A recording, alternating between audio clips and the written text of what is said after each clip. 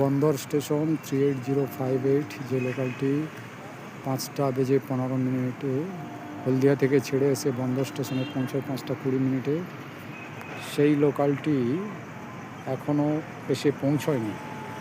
এখন 6:26 টাইম হয়েছে, সন্ধ্যে 6:26।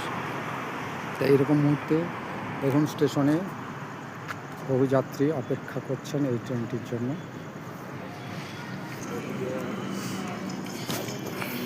প্রত্যেক দিন 1 ঘন্টা 1.5 ঘন্টা করে হলদিয়া সেকশনের ট্রেন লেট হচ্ছে।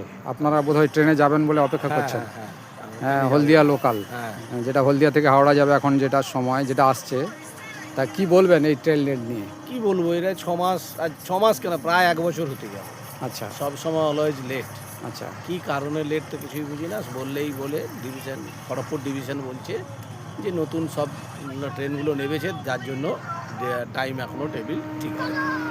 তা নতুন ট্রেন নেমেছে, তার জন্য কি যাত্রীরা আপনার যে ট্রেনটা এখানে 5:20 আসার কথা, সেটা এখন টাইম 6টা 6:30 বাজে প্রায়, আবার ছাড়ছে 6:45। তা এইটা কেন হচ্ছে? মানে নতুন ট্রেনের জন্য কি তাহলে পুরনো ট্রেনগুলো মার খাবে? হ্যাঁ, তাই খাচ্ছে তো, আর তাই বলছে তো খড়গপুর ডিভিশন, তাই বলছে যে নতুন ট্রেন না কিছু আসার জন্য এই টাইম টেবিল তাদের ঠিক করতে গিয়ে এই টাইম টেবিলগুলো ঠিক হচ্ছে। এতে যাত্রীদের তো অসুবিধা হচ্ছে, খুবই অসুবিধা হচ্ছে, মানে যেটা বলে বোঝানো যাবে না।